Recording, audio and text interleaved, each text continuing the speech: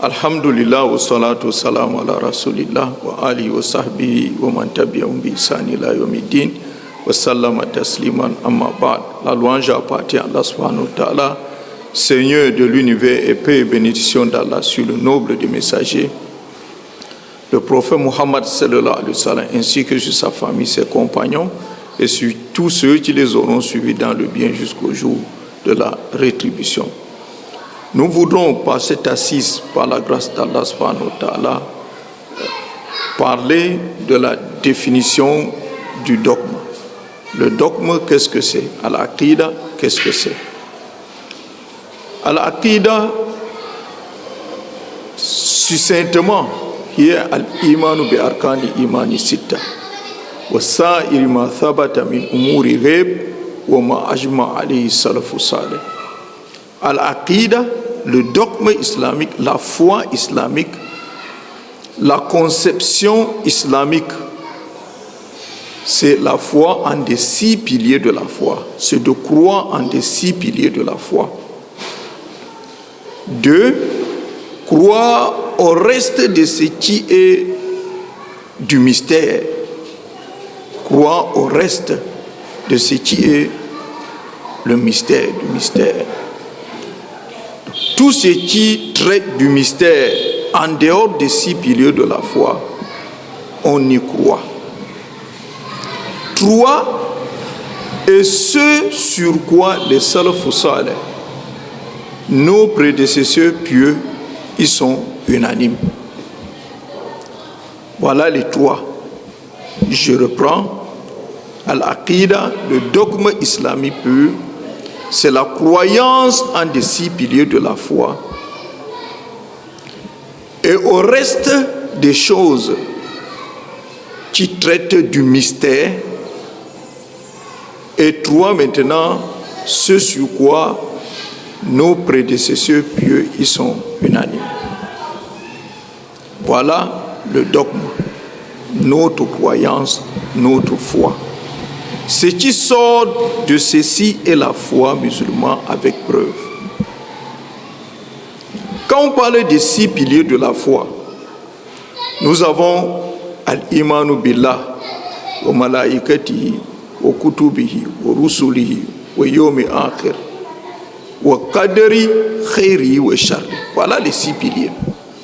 Il y a la foi en Allah, en ses anges, en ses livres, en ses messagers, en le jour dernier et en le destin, tant en bien qu'en mal. Voilà les 6 piliers. Le reste des choses qui sont du mystère, qui sont cachées, sont autres choses qui ne sont pas directement mentionnées. Non, qui ne sont pas directement mentionnées dans les 6 piliers. Dans les 6 piliers. Tout ce qui traite de cela fait partie de notre dogme. Voyez par exemple l'existence des djinns, ce n'est pas directement mentionné. Dans les 6 piliers de la foi, ce n'est pas, tu ne vas pas avoir un pilier qu'on dit à Iman Bijin. Mais il y a ça dedans, on y croit, c'est du mystère. Tant que Allah subhanahu wa ta'ala dit « Wa ma khalaqtu jinna wal insa illa liya'budun » je n'ai créé les djinns et les hommes que pour qu'ils m'adorent. Il faut donc savoir qu'il existe une espèce de créature d'Allah comme les hommes, nommée djinn. On y croit. Il y en a d'autres. Les choses sur lesquelles nos prédécesseurs sont unanimes font partie de notre dogme, de notre croyance. Pourquoi? Parce que Allah a ainsi dit. Allah subhanahu wa ta'ala dit bien وَمَنْ يُشَاكِكِ الرَّسُولَ مِنْ بَعْدِ مَا تَبَيَّنَ لَهُ الْهُدَى وَيَتَّبِعْ غَيْرَ سَبِيلِ الْمُؤْمِنِينَ نُوَلِّهِ مَا تَوَلَّى وَنُصْلِهِ جَهَنَّمَ وَسَاءَتْ مَصِيرًا.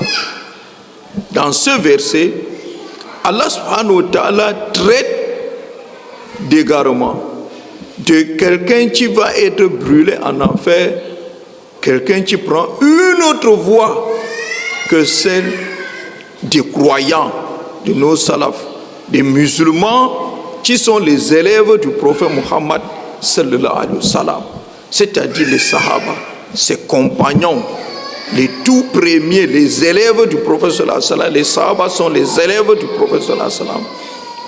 Si on prend une voie qui n'est pas la voie de ceux-là, qui sont les premiers musulmans, qui ont été agréés par Allah subhanahu wa ta'ala, c'est l'égarement. Et le prophète Muhammad sallallahu alayhi wa sallam a bien mentionné dans l'hadith d'Ikhtilaf al-Umam, quand les gens vont se diverger, il dit tout le monde va en enfer, il dit sauf un seul groupe, il dit ceux qui sont sur quoi mes compagnons et moi y sommes aujourd'hui. On comprend donc que les salafs, les compagnons du prophète sallallahu alayhi wa sallam, sont donc l'emblème, la voie, la mise en pratique, l'exemple de la croyance et de la pratique vraie de l'islam.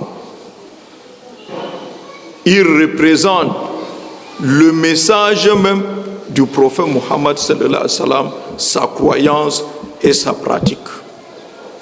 Voilà les trois. Donc, la croyance musulmane se repose donc sur trois. Croire en des 6 piliers de la foi, croire au reste des choses qui sont du mystère, parce que personne ne connaît ce qui est caché à part Allah. C'est seul Allah qui peut nous dire d'où nous venons, où est-ce que nous partons, qu'est-ce qui s'est passé avant nous, qu'est-ce qui va se passer maintenant là, aujourd'hui, et qu'est-ce qui se passera après notre mort. Il n'y a que lui, Allah subhanahu wa ta'ala, qui peut nous en tenir informés. Allez prendre ça quelque part, ça c'est de l'égarement direct. Parce que le mystère, c'est ce dont l'être humain, dans son entendement, ne peut rien en dire. Ah oui, ne peut rien en dire. Non. Le fondement de cette croyance, il y en a 3, qu'on appelle al-usulu al-thalatha, les 3 principes fondamentaux. L'aqida se repose sur ces 3 fondements. Sur ces 3 fondements. Il y a ma'rifatullah et ma'rifatul abdi rabbahu. Ma'rifatul abdi dinahu. Ma'rifatul abdi nabiyahu Muhammad sallallahu alayhi wa sallam. Il y a le fait que le serviteur connaisse son Seigneur, connaisse sa religion, connaît son prophète Muhammad sallallahu alayhi wa sallam.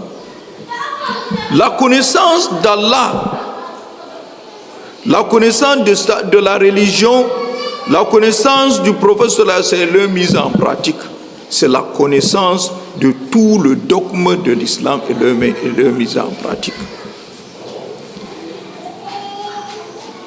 Regardez, quand l'homme meurt, on l'enterre comme il est venu dans les écrits, dans la prophétie, dans le wahy. Quand on enterre l'homme, et on n'est même pas déjà parti de la tombe, Allah subhanahu wa ta'ala remet l'âme de la personne morte. Et 2 anges l'interrogent. Marrabouk, qui est ton Seigneur? Quelle est ta religion? Qui est ton prophète? Les 3 questions donc répondues montrent qu'on était un bon musulman pratiquant. Et c'est la vie du paradis qui commence. Rater la question, ça montre qu'on n'était pas un bon croyant, ou on n'était pas croyant. Et le problème commence. Et voilà, jusqu'à la résurrection, et le dernier demeure maintenant sera donc soit l'enfer, qu'Allah nous en préserve, soit le paradis, qu'Allah nous donne cela. Voilà. La connaissance d'Allah subhanahu wa ta'ala détermine la connaissance des 6 piliers de la foi. Ah oui. Pour connaître Allah, il faut donc connaître les 6 piliers de la foi. Connaître la religion, connaître les 6 piliers de la foi. Connaître le prophète sallallahu alayhi wa sallam, connaître les 6 piliers de la foi. Tout ça, c'est lié. Connaître les 5 piliers de l'islam. Tout ça, c'est lié. La foi, la pratique de l'islam, de la religion, sont liés. Quand on développe la croyance en Allah, al-imanu billah, seulement ça. Ça prend le rububiyya. Et dans le rububiyya, Allah dans son rububiyya, dans sa seigneurie, est celui dont il a créé seul. Gère seul sa créature, a tout le pouvoir sur sa créature seul. Et gère seul sa créature. Et la gestion est de deux. Il y a les gestions existentielles.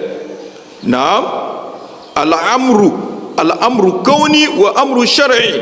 Il y a donc la gestion existentielle qui est al-amru kawni et la gestion législative qui est amru shar'i. Et dans amru shar'i, il y a maintenant les 5 piliers de l'islam et les autres, il y a la loi. Donc c'est pour cela quand on développe, tout est dedans.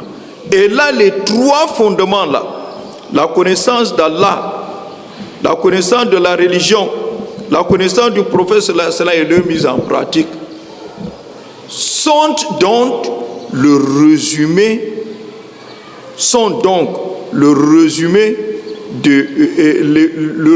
et le fondement, c'est la base même, la quintessence même de toute la foi musulmane et de toute sa pratique.